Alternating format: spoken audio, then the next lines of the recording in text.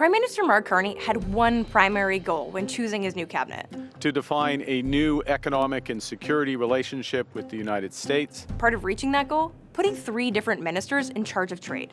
We've got Dominic LeBlanc in charge of trade with the U.S., Chrystia Freeland leading trade within Canada, and a new face, Maninder Sidhu, taking on trade with the rest of the world. Carney is saying, you know what?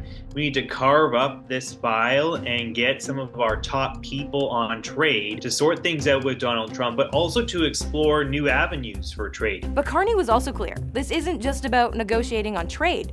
It's about making Canada less dependent on the U.S. and making sure his government does everything it can to create the strongest economy in the G7. And that focus is clear when you consider how many new cabinet ministers are in charge of some sort of economic agency across the country, in every single region. So yeah, when it comes to trade and the economy, it's all hands on deck.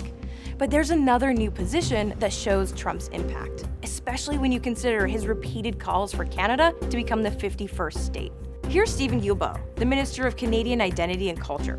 That role used to be called Heritage Minister, and you normally wouldn't see someone in that position sitting in the front row like this, among the most prominent, most influential cabinet ministers. Now that we're dealing with this sort of existential threat, these questions about who we are as Canadians, what is Canada, what is Confederation, someone like Guilbeault will have a lot more importance in a Carney government. Because this is a government facing down an uncertain future on many fronts.